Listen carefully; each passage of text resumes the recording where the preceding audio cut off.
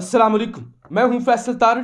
इस वीडियो के अंदर हमने पंजाब के अंदर भूचाल के हवाले से बात करनी है कि किस तरह से एमपीएस को महफूज मुकाम पर मुंतकिल किया जा रहा है। यह क्या मामला है? आजम स्वाति ने किस तरह से जेल से निकलते ही बड़ा वार किया है, यानी आजम स्वाति पर जेल में रहने का, 3 सूबों के अंदर मुकदमात के दर्ज होने का इतना सारा भी असर नहीं हुआ। जो एक मंसूबा था कि शायद इस बूढ़े शख्स को हम जलील करेंगे, 50-50 एफआईआर्स दर्ज करेंगे, दर दर के धक्के दिलवाएंगे तो यह डर जाएगा, तो उसका कोई असर नहीं हुआ। इस्लामाबाद हाई कोर्ट के अंदर जी अजीबो गरीब वाकया पेश आया है, सुनेंगे तो आप तौबा करेंगे। और निजामे इंसाफ पर जितना आपका पुख्ता यकीन होगा ना, यह खबर सुनने के बाद फिर आप कानों को हाथ लगाएंगे। पंजाब ने किस तरह से इंपोर्टेड हुकूमत को सरप्राइज दिया है, उस हवाले से भी हम बात कर लेंगे। लेकिन बड़ी जल्दी के साथ पंजाब के अंदर जो पंजाब असम्बली की तहलील होने का मामला है और जो एक मंडी लगी हुई है, उस हवाले से खान साहब का बड़ा वाज़िया मौक़िफ़ है कि पंजाब असम्बली तहलील करनी है, केपीके असम्बली भी तहलील करनी है और इलेक्शन की तरफ जाना है। हमने अब इस सिस्टम का हिस्सा नहीं रहना। इस सिस्टम के अंदर रह के तो आपको इंसाफ ही नहीं मिलता। इस सिस्टम के अंदर रह के तो आप अपने ऊपर होने वाले हमले जहां, और उस सूबे के अंदर हमला जहां आपकी अपनी हुकूमत है, आप मुकदमा दर्ज नहीं करा सकते। तो लिहाजा इस सिस्टम के अंदर क्या करना रह के फिर अदम एतमाद जमा करवाई गई, स्पीकर खिलाफ, डिप्टी स्पीकर खिलाफ, वजीर आला के खिलाफ। अब सिचुएशन ये है कि जरदारी को हो चुकी है शिकस्त, बुरी तरह शिकस्त हो चुकी है। तीनों जो तहरीकें थी अदम एतमाद की, वो वापस ली जा चुकी हैं। अब मामला है एतमाद के वोट लेने का। और आज चौधरी परवेज इलाही और खान साहब की मुलाकात हुई और कहा गया कि ये जो क्योस है ना, ये जल्द अज जल्द हम खत्म करेंगे, जितना जल्दी हो सकता है एतमाद का वोट लेंगे और उसके बाद असम्बलियां तहलील कर देंगे। आप इधर से वो खान साहब ने कहा ना कि कहा गया कि 3 एमपीएस को कहा गया कि आप न्यूट्रल हो जाओ। जरदारी भी, वो दौड़ जरदारी की भी लगी हुई है और नून लीग वहां एमक्यूएम के हाथों ब्लैकमेल हो रही है। और यहां पंजाब के अंदर पंजाब असम्बली टूटना तो वो अफोर्ड ही नहीं कर सकते। तो लिहाजा वो एमपीएस को खरीद रहे हैं, उनको बड़ी बड़ी यानी हैवी किस्म की लालचें दे रहे हैं। पहले मामला 7-8 करोड़ तक होता था, फिर 20 तक गया, फिर 40-40 करोड़ की भी बोलियां लगी। अब क्या मामला है? अब यह तो फैसला हो गया है कि 9 जनवरी को जो इजलास बुलाया गया है एतमाद के वोट के हवाले से भी कार्रवाई की जाएगी। पीटीआई को शक है कि हमारे लोग जो हैं, कुछ लोग बिक भी तो सकते हैं ना, जब कीमत ही इतनी बड़ी लग जाए। यानी 40 करोड़ तो लग चुकी है, इससे ज्यादा भी जब आपको पता हो कि आपकी पूरी हुकूमत जा रही है, इंपोर्टेड माफिया को पता हो तो फिर वो मदद के साथ बहुत बड़ी कीमत लगा सकते हैं ना। तो अब क्या फैसला हुआ है? वो तमाम पीटीआई के अंदर एमपीएस जिनका खतरा है कि वो बिक सकते हैं, या जिनका लगता है कि ये मशकूक है, आपके पास सारी इन्वेस्टिगेशन आ जाती है ना, या जिनसे राब्ते किए गए हैं, या जिनके क्लैश चल रहे हैं हुकूमत में या काफ लीग के साथ, होती है ना ऐसे बेशुमार ग्रुप्स होते हैं, उन तमाम लोगों को महफूज मकाम पर मुंतकिल करने का फैसला किया गया है कि जब तक एतमाद का वोट लिया जाता, किसी ऐसे होटल में, किसी गेस्ट हाउस में, किसी निगरानी के अंदर उन लोगों को रखा जाए ताकि उनको अप्रोच ना किया जा सके और ये एतमाद का वोट ले लिया जाए। तो ये लाहौर के अंदर जनाब खान साहब और परवेज इलाही में मुशावरत हुई है और ये फैसला हुआ, यानी तमाम इंपोर्टेड के लिए रास्ते बंद कर दिए जाएं कि किसी को भी वो खरीद ना सके। अब जनाब दूसरी, आज आजम स्वाति साहब की रिहाई होगी, फिर बिलाखिर वो रिहा हुए, बाहर निकले, वही कार्रवाई, वही तनकीद, वही बातें, वही गुफ्तगू, उन्होंने धज्जियां उड़ाई ताकतवरों की और बल्कि वो उस तमाम माफिया की जिन्होंने जुल्म किया, जिसमें फिर साबिक आर्मी चीफ भी हो गए और बाकी अहम शख्सियात भी एस्टैब्लिशमेंट की। तो उन्होंने बढ़ चढ़ के तनकीद की। उन्होंने कहा तुम हो कौन?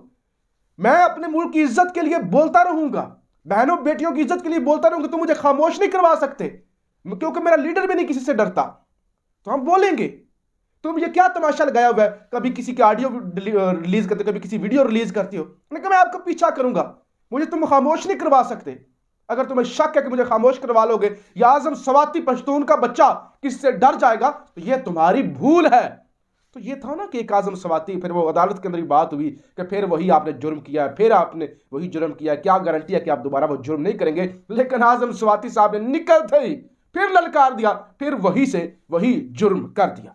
अब जनाब बड़ी जल्दी के साथ इस्लामाबाद हाई कोर्ट के अंदर क्या अनहोनी हुई है, वाह क्या इंसाफ है इस मुल्क के अंदर, क्या अदालतें कर रही हैं। हजूर 31 को इलेक्शन होना था इस्लामाबाद में, सब जान चुके हैं। अब इंपोर्टेड ने और इलेक्शन कमिश्नर ने जूती की नोक पर रख दिया, जूती की नोक पर रख दिया उन्होंने इतनी आला अदलिया के फैसले को। उन्होंने कहा नहीं करवाते, नहीं दे सकते सिक्योरिटी, हम कोई नहीं है इलेक्शन 31 को।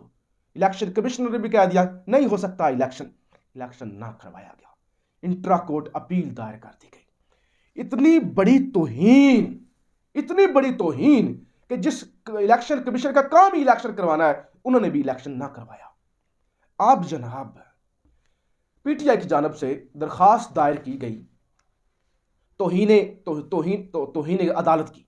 इन्होंने तौहीन अदालत की है ना, कि अदालत का इन्होंने हुक्म ही नहीं माना, अदालत का फैसला ही नहीं माना, इन्होंने जूती की नोक पे रख दिया है।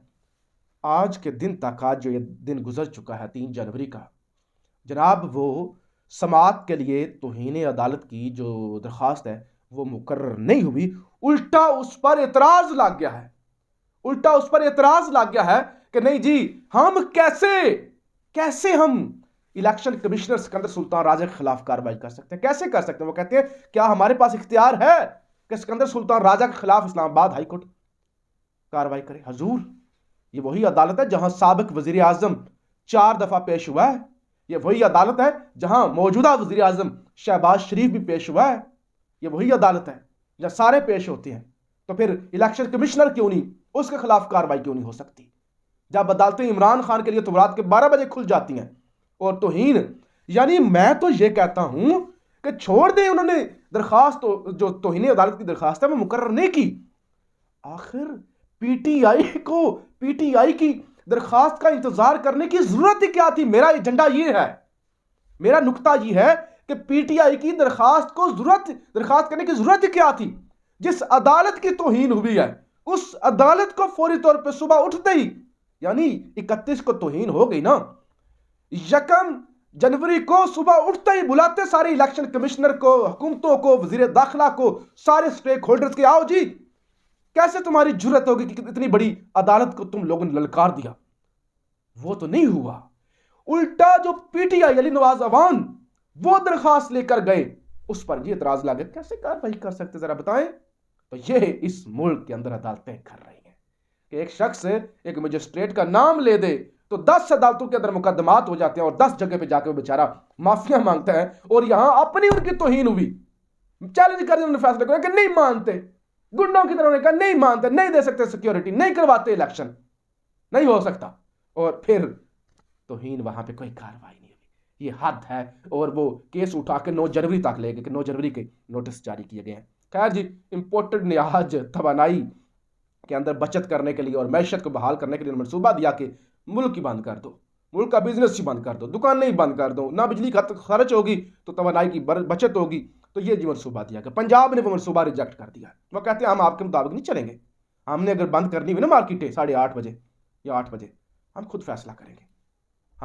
हमारे पास इख्तियार है ना 18वीं तरमीम के बाद, तो फिर हम आपकी क्यों माने, हम अपना फैसला करेंगे ना। आपने नेशनल सिक्योरिटी कमेटी का इजलास किया ना, कौमी सलामती का इजलास हुआ, 2 दफा हुआ, आपने बुलाया पंजाब को, पंजाब के चीफ मिनिस्टर को बुलाया। उसको तो छोड़ दें जहां पे दहशतगर्दी हो रही है, जो स्टेक होल्डर्स हैं, केपीके, खैबर पख्तूनख्वा के, आपने चीफ मिनिस्टर को बुलाया? नहीं बुलाया।